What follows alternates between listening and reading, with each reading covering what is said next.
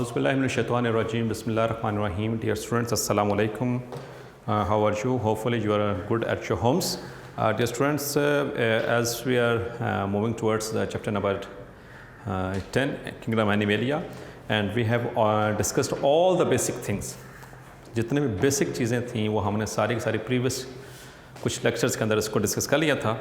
Now today we are going to, हमने शुरू में एक इंट्रोडक्शन में पढ़ा था कि जो एनिमल्स हैं उसमें जो उसको दो बेसिक हमने कैटेगरीज की थी, मेटाजोन्स एंड प्रोटोजोन्स. फिर जो मेटाजोन्स हैं उसको आगे दो तरह में क्लासीफाई किया था, पैराजोन्स एंड यू मेटाजोन्स. ठीक है, और उसमें हमको याद होगा बेसिक डिफरेंस बड़े डिटेल के साथ मैंने समझाया था कि पैराजोन्स ऐसे एनिमल्स होते हैं जिनके अंदर जो है they lack proper tissue organization, proper organs उनके अंदर सही तरह से डेवलप नहीं हो पाए, स्पेशलाइज्ड टिश्यूज़ नहीं होते हैं. ठीक है, बॉडी सर्फेस सही तरह से डिफाइंड नहीं होती हैं, उनके अंदर बॉडी स्पेसेस जो साइड्स हैं वो सही तरह से डिफाइंड नहीं होती हैं. सो दे लैक द बेसिक जितने भी जो स्पेशलाइज्ड ऑर्गेनाइजेशन है वो उनके अंदर नहीं होती है, द पैराजोन्स. तो आज हम इसको पैराजोआ को पढ़ेंगे और याद होगा आपको पैराजोआ के अंदर हमने एक बात की थी कि एक ही फाइलम इंक्लूड होता है, बाकी 29 phylum 29 phyla are included in the eumetazoans. Clear? So parazoa, ठीक है, जो सब डिवीजन है Parazoa,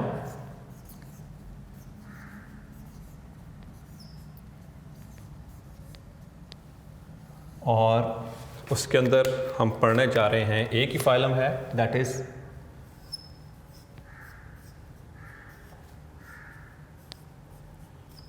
phylum Porifera.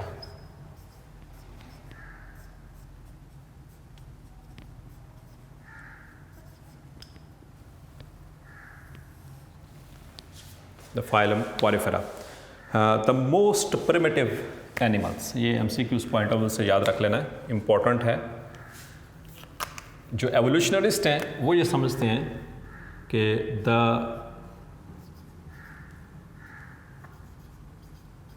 Most primitive animals में सबसे जो शुरू वाले जो एनिमल्स थे वो पोरिफेरल्स थे, फाइलम देवर पैराजोन्स. तो पैराजो आपको बताया बेटा they lack proper specialized organs. Clear? ये डिटेल से हम इसको कंपैरेटिव स्टडी में कर चुके हैं, ये पैराजोन्स और यूमेटाजोन्स के वाले से. Clear? So parazoa basically Latin word है, it is a Latin, sorry porifera, Latin word. इसमें पोरी का मतलब होता है पोर्स. ठीक है, porus, it is from porus. Porus का मतलब होता है पोर्स, सुराख. And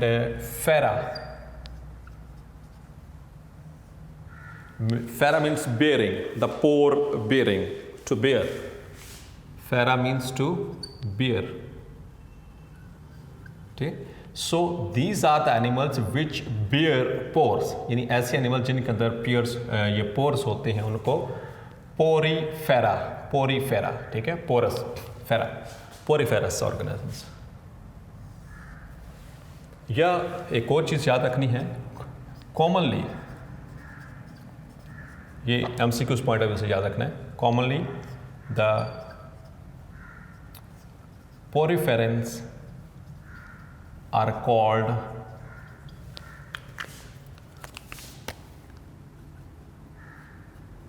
sponges.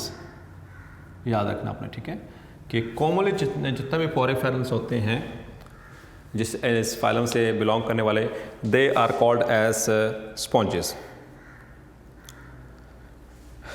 टोटल तकरीबन they have got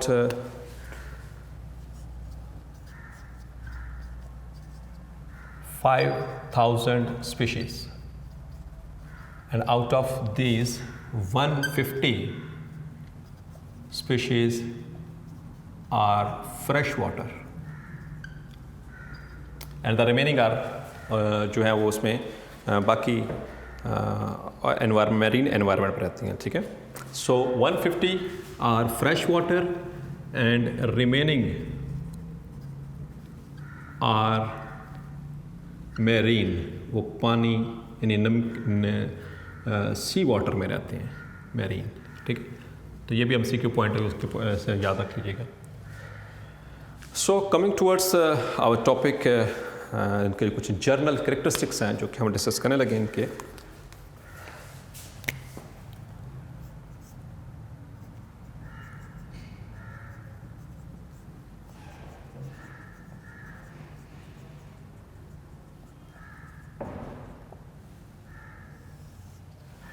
so journal characteristics, सो पहली चीज़ तो बेटा, they have got many cells but no tissue organization. They have got many cells but not organized into specialized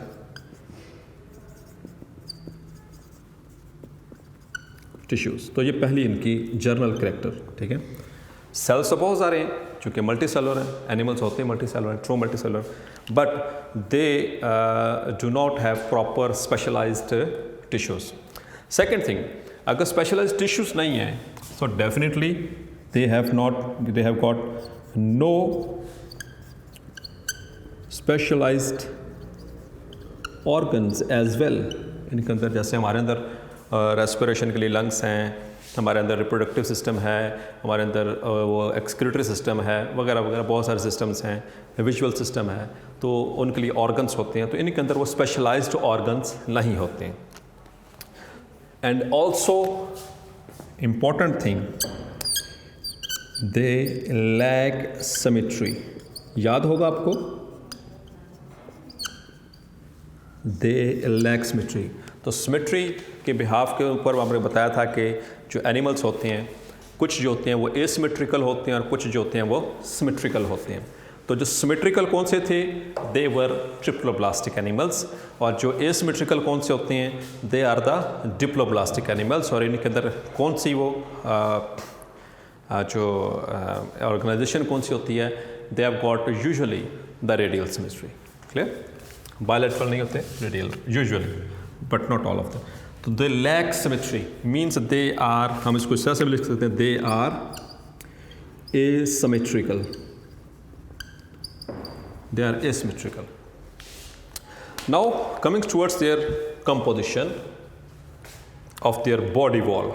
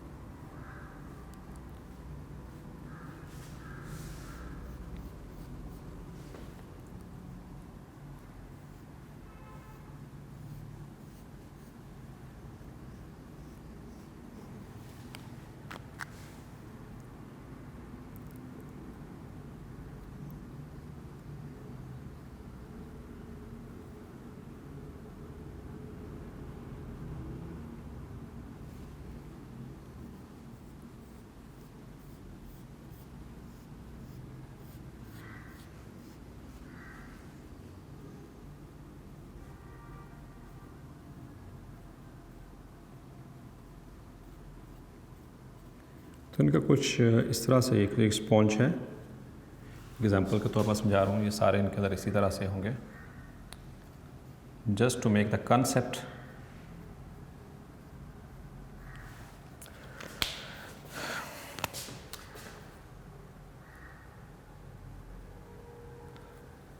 तो एक ये बड़ी सी ओपनिंग आपको नज़र आ रही है, ये वाली, दिस इज़ ऑस्क्यूलम, और ये बहुत सारे आपको बाहर की तरफ ये छोटे छोटे सुराख नज़र आ रहे हैं, ये वाले पोर्स, एक ये इधर से आ, they are called as ostia. जो ऑस्क्यूलम होता है ये एक्सक्रंट होता है, यानी यहाँ से पानी निकलेगा और ऑस्टिया ये इन करंट होता है। मतलब कि वाटर, चूँकि ये टोटली मैरीन होती हैं, वो उसमें एक्वेटिक होती हैं, तो पानी एंटर यहाँ से होगा इन सुराखों के ज़रिए से। वाटर किसके ज़रिए से? ऑस्टिया के ज़रिए से। Water will enter through this pores and leave through this major और मेन होल। ठीक है, वाटर ऐसे बाहर को करेगा, यहाँ से एंटर होगा और बाहर से इस तरह से निकलेगा।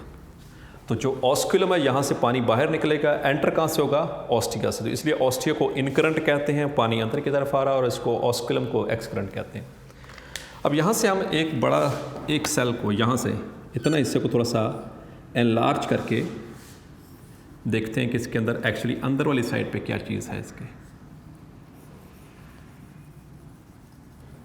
सो we are talking about their, now we are going to discuss their body wall. So as far as their body wall is concerned,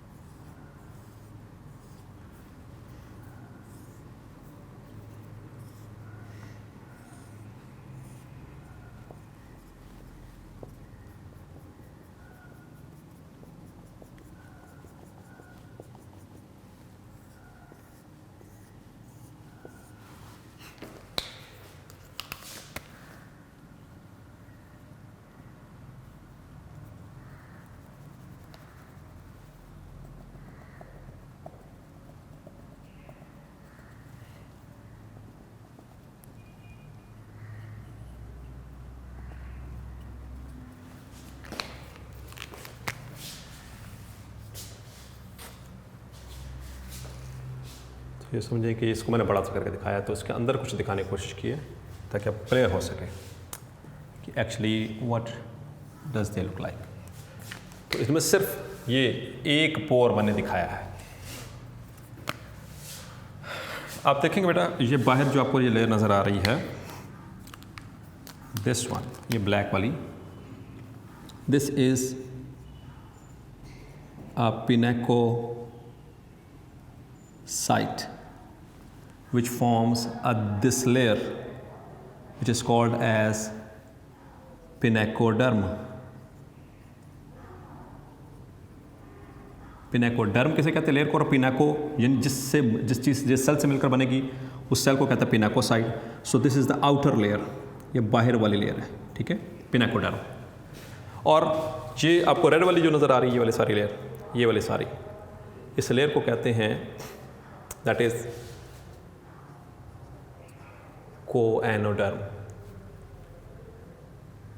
कोएनोडर्म, derm means layer. और ये किससे बनेगी?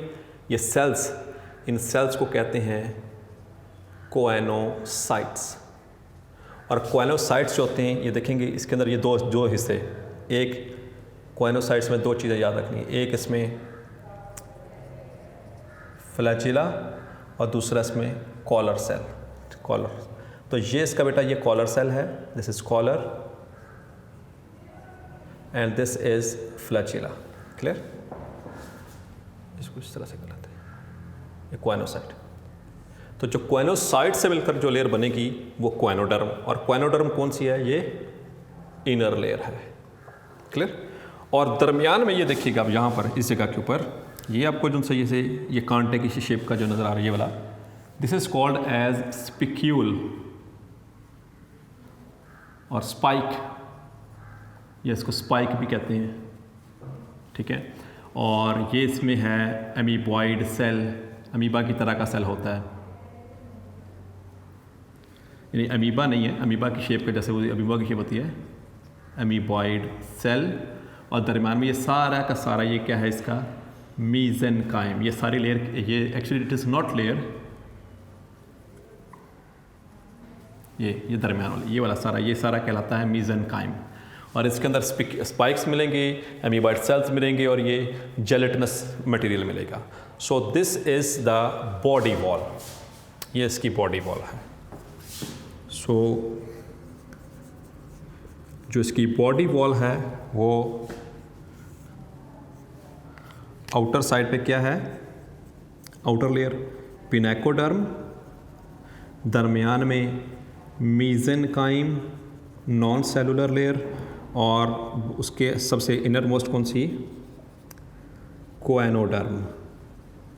आपको याद होगा जू फ्लैजिलेट्स में चैप्टर नंबर 7 जू फ्लैजिलेट्स, आपने वहाँ पर मैंने आपको बताई थी कि वो कॉलर सेल्स की तरह जो है वो इनकी शेप होती है स्पॉन्जिस में। आप चैप्टर तो वो उसको ओपन करके देखिएगा, जब मैंने इसका लेक्चर जो दिया था उसमें चैप्टर नंबर 7 में प्रोटोजोन्स के अंदर हमने पढ़ा था जो जू फ्लैजिलेट्स, उसमें ये बताया था कि जो कॉलोनियल होते हैं उनकी ख़ास तरह की रिजेम्बलेंस होती है collar cells of the sponges. तो ये देखिए इसी तरह के थे ना, वो ऐसे इकट्ठे जुड़े हुए थे और वो भी सेसाइल थे।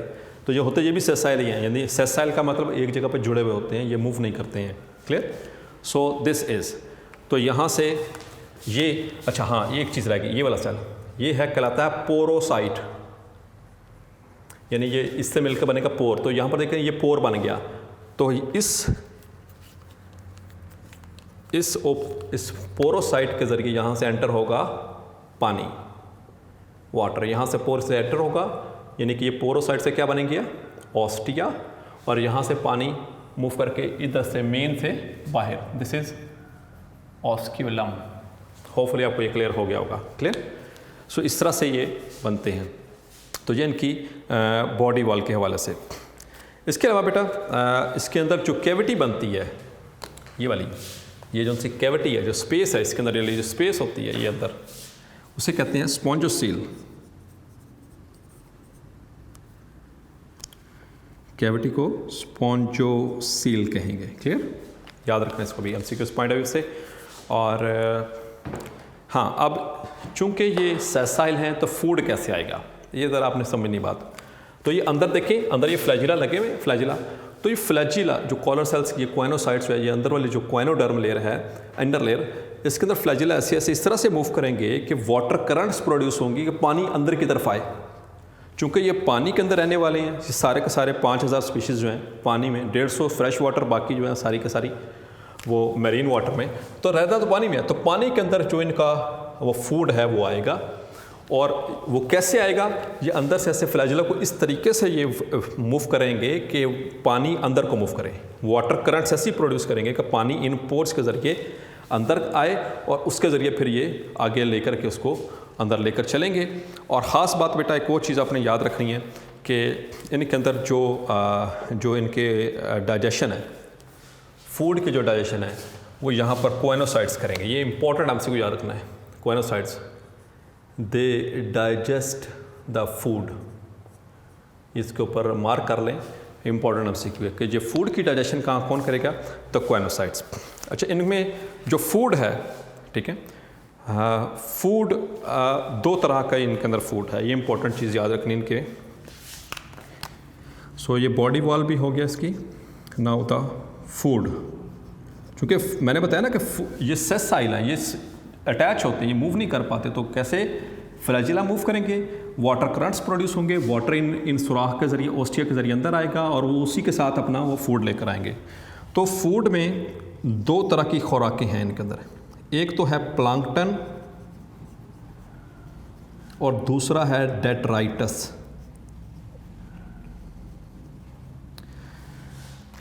बेटा प्लांक्टन कहते हैं माइक्रोस्कोपिक ऑर्गेनिजम्स को,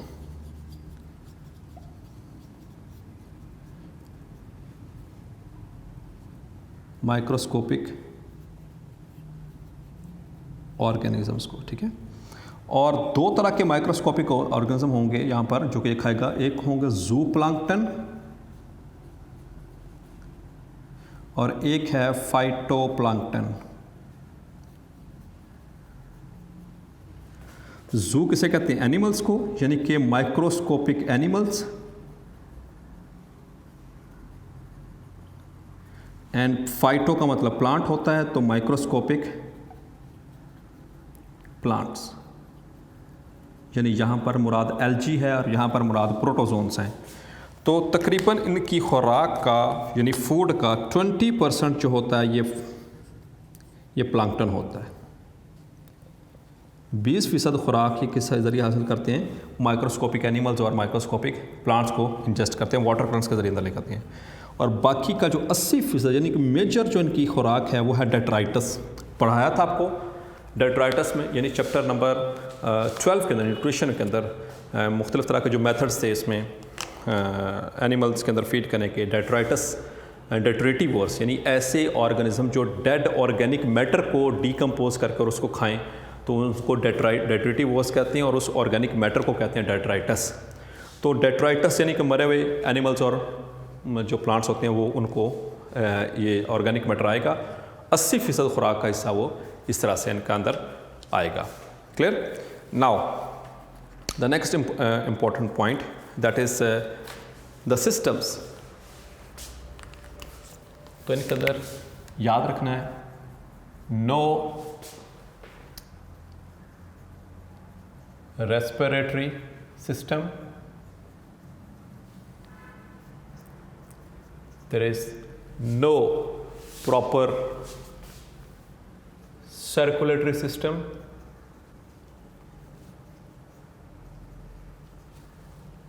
and less developed न्यूरॉन्स होंगे, यानी कि प्रॉपर नर्वस सिस्टम भी नहीं है, ब्रेन और स्पाइनल कॉर्ड वाला का चक्कर नहीं होता, नो डेफिनेट नर्वस सिस्टम। बस न्यूरोसेंसरी इनका कुछ न्यूरॉन्स होते हैं जो कि वाटर करंट्स को रिस्पॉन्ड करते हैं, जो इनकी बॉडी के ऊपर कुछ न्यूरॉन्स ऐसे बिखरे पड़े होते हैं। क्लियर? और इनका जो स्केलेटन है याद रखना है, द स्केलेटन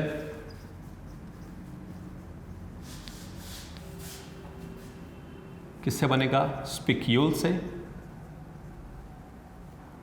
स्पिक्यूल्स पता है ना, ये इन स्पाइक्स की बात हो रही है।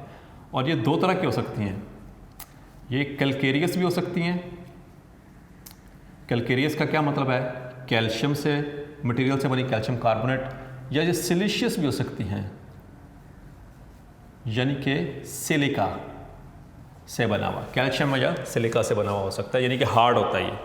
सो it is a hard material, calcium हो या सिलिका हो, it is a hard material. तो यहाँ तक क्लियर हो गया बेटा आपको। Now another important point that is their reproduction.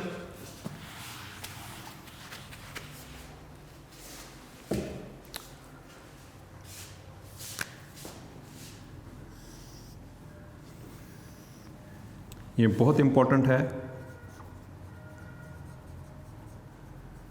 तो रिप्रोडक्शन बेटा इसमें दो तरह की होती है, एसेक्सुअल भी और सेक्सुअल भी।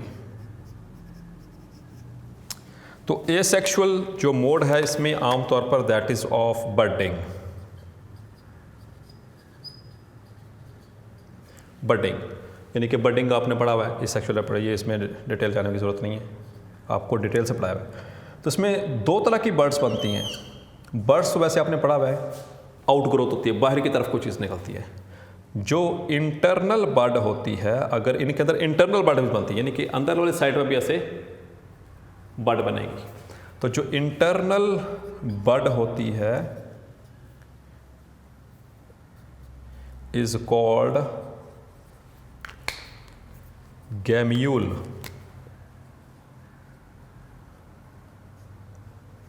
ये शॉर्ट क्वेश्चन है या एमसीक्यूज़ की तरह। तो इंटरनल बड एंड एक्सटर्नल बड दोनों तरह की बडिंग होगी इसके अंदर। आमतौर पर तो एक्सटर्नल ही होती है, लेकिन जब अंदर वाले साइड पर भी बड बनेंगे तो जो इंटरनल बड उसको गैम्यूल भी कहते हैं।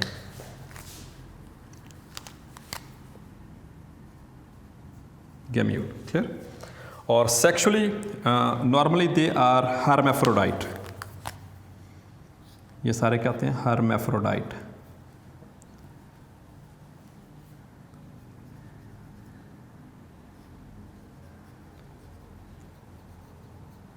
हर्मेफ्रोडाइट का मतलब है कि इसमें ज़्यादातर के यानी कि बोथ सेक्सेस होंगे, इसमें both sexes are present, both sexes are present. हमारी बुक के अंदर एक इम्पॉर्टेंट और एक टर्म बताई गई है कि जो बाइसेक्सुअल होंगे उनमें if male sex organ is developed first, तो इस कंडीशन को कहेंगे प्रोटेंड्रस। ये भी इंपॉर्टेंट शॉर्ट क्वेश्चन है। ये सारी चीज़ें शॉर्ट क्वेश्चन के तबार से इंपॉर्टेंट, मैं साथ साथ लिख के बताता जा रहा हूँ आपको, ये याद रखनी है आपने, ठीक है।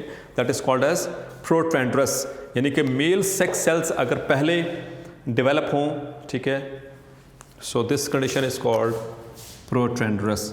लेकिन किस कंडीशन में? अगर वो सेक्सुअली हर्मेफ्रोडाइट है, यानी कि दोनों सेक्सेस उसके अंदर मौजूद हैं। बाज़ औक़ात फिर उनके अंदर वो जो सेक्सेस होते हैं वो सेपरेट भी होते हैं। फिर उस कंडीशन में क्या होगा? इनके अंदर फर्टिलाइजेशन कैसे होगी? पानी के अंदर ही होगी, ठीक है। स्पर्म सेल्स और एग सेल्स वो रिलीज होंगे, उससे फिर जाइगोट बनेगा और जाइगोट से आगे फिर ऑनवर्ड सारी वो उनके अंदर डेवलपमेंटल प्रोसेस चलेगा और ब्लास्टूला भी बनेगा। याद रखना है, इनके अंदर भी ब्लास्टूला बनेगा, क्लियर। और उसके अंदर फिर लार्वा स्टेजेस और लार्वा स्टेज के बाद फिर ये एडल्ट बन जाएगा, क्लियर।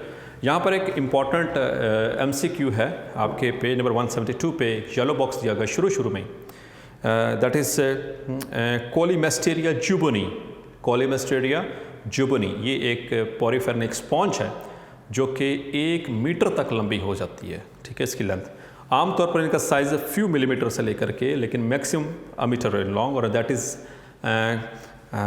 कोलीमेस्टेरिया जुबोनी।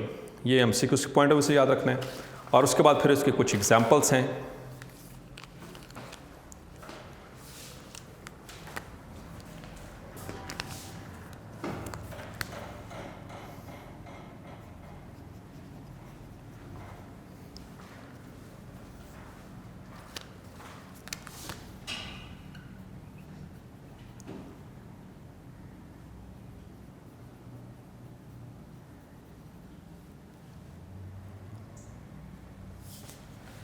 साइकॉन, यूप्लेक्टेला, लिकोसेलिनिया,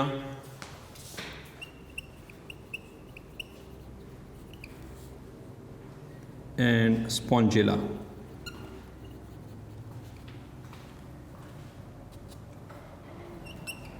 तो ये आपकी बुक के अंदर भी इम्पोर्टेंट हैं, इसको एक तो मैं इसे आपको यहाँ से समझा भी देता हूँ। साइकॉन एक टिपिकल मैरीन स्पॉन्ज है, टिपिकल, तो टिपिकल का वर्ड इस्तेमाल हो रहा है इसमें, तो ये एमसीक्यू के लिए आपने मार्क करना है। So Sycon it is a typical marine, ये वर्ड आएगा टिपिकल का, टिपिकल स्पॉन्ज, तो उसके अंदर आपने याद रखना, ये एमसीक्यूज़ है। Typical marine sponge is Sycon. और उसके बाद लिकोसेलिना, ये एरेक्ट ट्यूब्स होती हैं इस तरह की, बहुत सारी ट्यूब्स होती हैं इस तरह से, ठीक है। उसके बाद यूप्लेक्टेला, ये भी एमसीक्यूज़ के हवाले से आपने याद रखना है। हमारी जो प्रैक्टिकल की बुक है उसमें भी आता है, ये एग्जाम्स के अंदर भी आता है आइडेंटिफिकेशन के लिए। इसे कहते हैं Venus flower basket, Venus flower basket.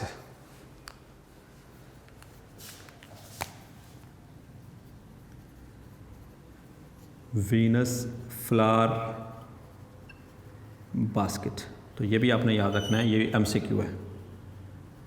ये भी, ये साथ साथ बताता जा रहा हूँ सारी चीज़ें आपको, क्लियर। और फिर उसके बाद स्पॉन्जिलिया फ्रेश वाटर स्पॉन्ज है, ये फ्रेश वाटर है, फ्रेश वाटर स्पॉन्ज। और साइकोन ये मैरीन वाटर है, ठीक है, याद रखना है, मैरीन वाटर है और टिपिकल है, ठीक है। यूप्लेक्टेला आपको बता दिया, इसे वीनस फ्लावर बास्केट कहते हैं, और लिकोसिलिना ये इरेक्ट ट्यूब्स होती हैं बहुत सारी इस तरह से। So that's all for today's lecture dear students. इसी तरह से आपने याद रख लेना है, कोई उसमें मुश्किल बात नहीं है। इनके इसी तरह से करेक्टरिस्टिक्स जो हैं वो अपने याद रखें। शॉर्ट क्वेश्चन इतने सारे आपको ने बता दिए।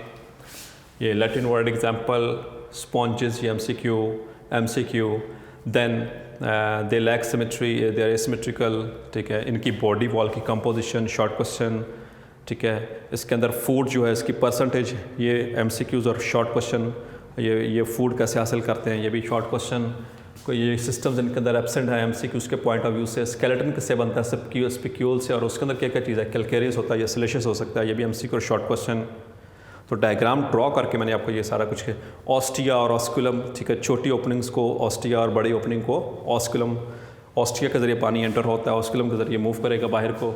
ये आपको डिटेल के साथ समझा दिया इनके डायग्राम ड्रॉ करके। ये बाहर वाली पिनेकोडर्म, ये वाली क्वाइनोडर्म, और दरमियान में जिलेटिनस लेयर है कि ये मेसेनकाइम, ठीक है। ये स्पिक्यूल, इसकी सारी रिप्रोडक्शन इसमें बता दी, सेक्सुअल और एसेक्सुअल दोनों।